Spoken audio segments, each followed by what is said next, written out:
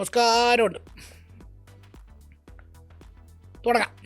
തുടങ്ങാമെന്ന് പറഞ്ഞാൽ എന്ത് പിടിച്ച് തുടങ്ങുമെന്നാണ്. കാരണം കഴിഞ്ഞ കുറേ ദിവസമായിട്ട് കാര്യമായ രാഷ്ട്രീയ വാർത്തകളൊന്നും കേരളത്തിൽ സംഭവിക്കുന്നില്ലല്ലോ. ഇങ്ങനെ ചെറിയ വിവാദങ്ങൾ വിഴിഞ്ഞ പോലുള്ള നമുക്ക് എത്തിപ്പിടിക്കാൻ പറ്റാത്ത ലെവലിലുള്ള വിശദീകരിക്കാനാവാത്ത തരത്തിലുള്ള വലിയ വലിയ സംഭവങ്ങളാണ് നടന്നുകൊണ്ടിരിക്കുന്നത്. ഇതിനിടയ്ക്ക് കഴിഞ്ഞ ദിവസം വാർത്ത വന്നത് ബി ജെ പിയെക്കുറിച്ച്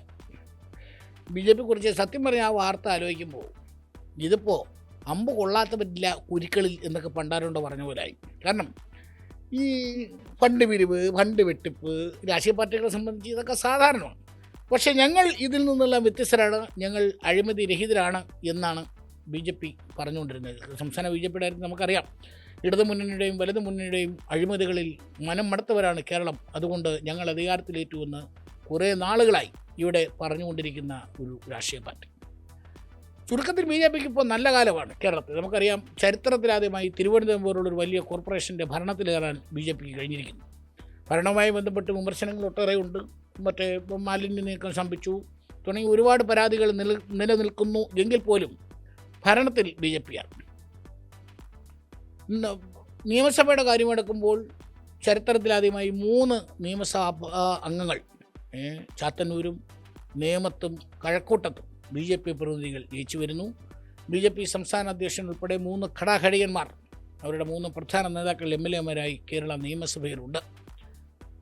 പിന്നെ മൊത്തത്തിൽ ബി ജെ പിയിലേക്ക് ഈ തെരഞ്ഞെടുപ്പ് കാലത്തും അതിന് മുമ്പുമായി ഒരുപാട് പേര്, നമുക്കറിയാം, മലയാളത്തിലെ പ്രധാനപ്പെട്ട സീരിയൽ നടിമാർ, സിനിമാ നടിമാർ, അങ്ങനെ ഗ്ലാമർ താരങ്ങളൊക്കെ ബി ജെ പിക്ക് വേണ്ടി മത്സരിക്കാൻ വരുന്നു. അങ്ങനെ ഇതൊരു തൊട്ടുകൂടായ്മയൊന്നുമില്ല, ബി ജെ പി കൊള്ളാം, ബി ജെ പി ചേരാൻ പറ്റിയ പാർട്ടിയാണ് എന്ന മട്ടിൽ ആളുകൾ ബി ജെ പിയിലേക്ക് വന്നുകൊണ്ടിരിക്കുന്നു. അങ്ങനെ മൊത്തത്തിൽ ബി ജെ പി ഒരു വലിയ ശക്തിയാണ് കേരളത്തിൽ എന്ന മട്ടിൽ. ഈ പറഞ്ഞ പോലെ ഇത്രയും വലിയൊരു വിജയം നേടിയതിന് ദേശീയ സമിതി, സംസ്ഥാന സമിതി അഭിനന്ദിക്കുന്നു. അങ്ങനെ ആകെപ്പാടെ കുളിര് കോരി നിൽക്കുന്ന ഒരു സമയമാണ്. അപ്പോഴാണ് ഒരു വാർത്ത വരുന്നത്. ഈ തെരഞ്ഞെടുപ്പൊക്കെ കഴിയുമ്പോൾ സ്വാഭാവികമായിട്ട് കണക്ക് നോക്കുമല്ലോ, പ്രത്യേകിച്ച് ബി ജെ പിയെ പോലൊരു പാർട്ടി. നമുക്കറിയാം, നമുക്ക് അവർ ഭരണത്തിലിരിക്കുന്ന, ഇന്ത്യയിൽ തന്നെ ഭരണത്തിലിരിക്കുന്ന പാർട്ടിയാണ്. അതുപോലെ തന്നെ കണക്കുകളൊക്കെ പരിശോധിക്കുമ്പോൾ ഏറ്റവും കൂടുതൽ സംഭാവന ലഭിച്ച ഒരു പാർട്ടിയും ബി ജെ പിയാണ്. സ്വാഭാവികമാണ്, ഒരു വലിയ പാർട്ടിയാണ്. ഇന്ത്യയിലെ എത്രയോ സംസ്ഥാനങ്ങൾ ഭരിക്കുന്ന, കേന്ദ്രം ഭരിക്കുന്ന പാർട്ടിയാണ്.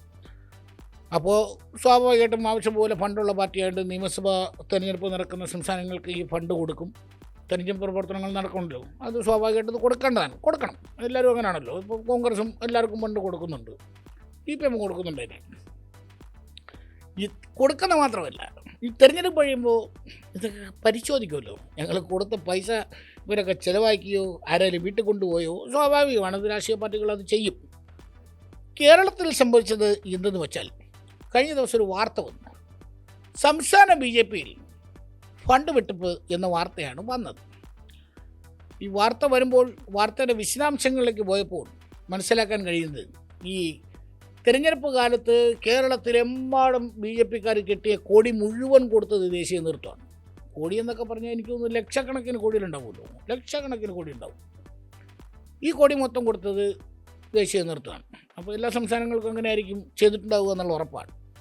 ദേശീയ നേതൃത്വം ഈ കൊടി കൊടുത്തു. പക്ഷെ തെരഞ്ഞെടുപ്പ് കണക്ക് ഇവിടെ നിന്ന് മുകളിലോട്ട് വെച്ചപ്പോൾ കൊടി വാങ്ങിയ വകയിൽ 1.5 കോടി വിത്ത് ബില്ല് അവിടെ വച്ചേക്കുക. അപ്പോൾ ഇവിടുത്തെ ടീം, ഇവിടുത്തെ കണക്ക് നോക്കിയവർക്ക് സംശയം തോന്നി, അവരത് മേളിലേക്ക് കൊടുത്തു.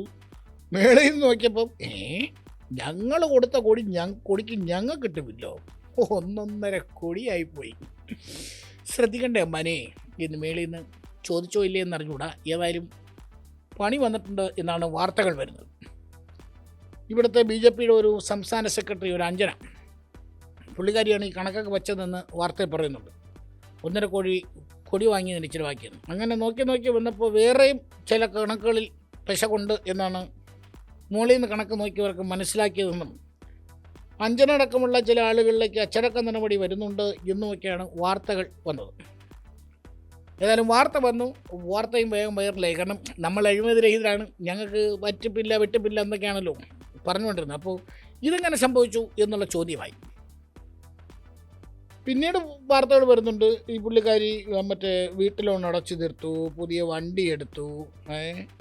അപ്പോൾ അതും ഈ 1.5 കോടിയുടെ ബില്ലും എല്ലാം കൂടെ ആയിട്ട് ആകെ ജഗ പോകുകയാണ് ബി ജെ പിയിൽ. ഇപ്പോൾ അഞ്ജനയിൽ ഒതുങ്ങാതെ അച്ചടക്ക നടപടി കൂടുതൽ ആളുകളിലേക്ക് എത്തും എന്നും വാർത്തകൾ വരുന്നുണ്ട്. ഇതിനിടയ്ക്ക് ഇന്നിപ്പോൾ വേറൊരു ദൃശ്യം പുറത്തു വന്നിട്ടുണ്ട്.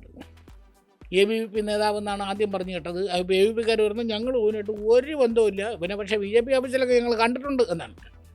അവിടെ എന്തോ സോഷ്യൽ മീഡിയ എന്തോ ഇവിടെയോ എന്തോ ഉത്തരവാദിത്തമുള്ള ഒരാളാത്രയും പ്രവർത്തകൻ എന്ന് പൊതുവെ വിളിക്കുന്ന പോലെ നമുക്ക് വിളിക്കാം.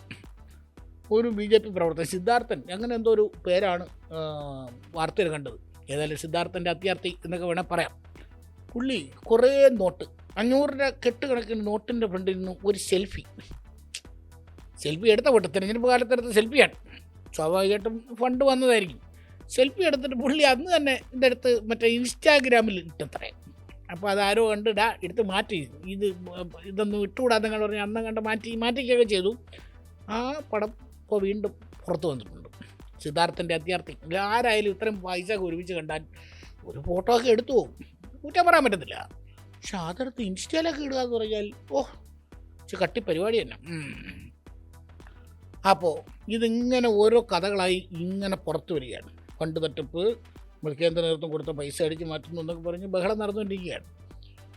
ഇന്നിപ്പോൾ സംസ്ഥാന അധ്യക്ഷൻ രാജീവ് ചന്ദ്രശേഖരൻ്റെ ഒരു വാർത്താക്കുറിപ്പ് പറയുന്നുണ്ട്.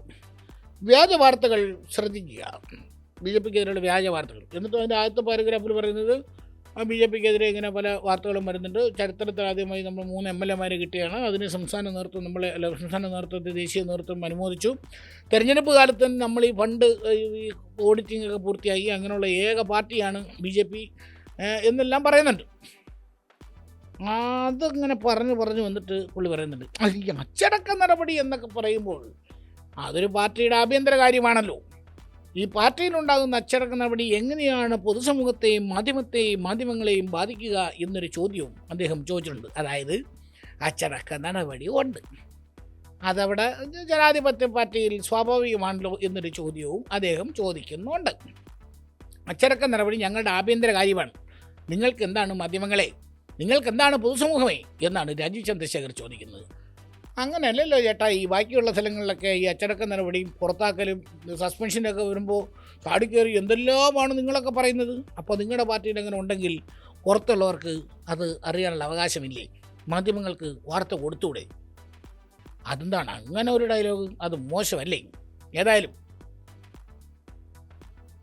അച്ചടക്ക നടപടി കാശടിച്ചുകൊണ്ട് പോയൊരു മര്യാദയ്ക്ക് തിരിച്ചുകൊണ്ട് വയ്ക്കണം, അല്ലെങ്കിൽ ആ പൈസ എത്രയും വേഗം തിരിച്ചടയ്ക്കണം എന്ന നിർദ്ദേശം BJP നേതൃത്വം നൽകിയിട്ടുണ്ട് എന്നാണ് അറിയാൻ കഴിയുന്നത്. പൈസ തിരിച്ചടച്ചാൽ പ്രശ്നം സോൾവ് ആവുമോ ഇല്ലെന്ന് അറിഞ്ഞുകൂടാ. ഏതായാലും അച്ചടക്ക നടപടി ഉണ്ടായോ എന്നൊക്കെ വരും ദിവസങ്ങളിൽ പുറത്തു വരുമായിരിക്കും. അങ്ങനെ അത്രയും വലിയ ഇരുമ്പ് പറയൊന്നുമില്ലല്ലോ. അറിയാനുള്ളത് അറിയിക്കാനുള്ളവർ പുറത്തറിയിക്കും എന്ന് ഞങ്ങൾക്കും വിശ്വാസമുണ്ട്. എനിക്കതൊന്നുമല്ല. ഈ പറഞ്ഞ പോലെ ഇപ്പോൾ കരിവണ്ണൂർ തട്ടിപ്പ് മുതൽ പിന്നെ ഏറ്റവും അവസാനം മാസപ്പടി കേസ് വരെ ED ഇങ്ങനെ കേരളത്തിൽ കിടന്ന് പരക്കം പായാണ്. കോൺഗ്രസ്സുകാരുടെ പേരിൽ മറ്റേ ദുരിതാശ്വാസ ഫണ്ട് മറ്റേ വീട് വെച്ച് കൊടുക്കാമെന്ന് പറഞ്ഞ പേര് തട്ടിപ്പ്, അതിൻ്റെ പരാതി ഒരു സൈഡിൽ കിടക്കുകയാണ്. ഇങ്ങനെ എല്ലാ പരാതിയും ഇങ്ങനെ കിടന്ന് കറങ്ങുമ്പോഴാണ് ഇപ്പോൾ ഈ പരാതി വന്നിരിക്കുന്നത്. ഏതായാലും ED ഈ ലോകത്തുള്ള ഈ പരാതികൾ മൊത്തം അന്വേഷിച്ച് കേസെടുപ്പ്, ബഹളവും, ചോദ്യം ചെയ്യലെല്ലാം നടക്കുന്നുണ്ട്. ഇതിൻ്റെ പരാതിയെല്ലാം കിട്ടിയാൽ വരുമോ? വരുമായിരിക്കും അല്ലേ? പലവിധ ചോദ്യങ്ങളാണ്.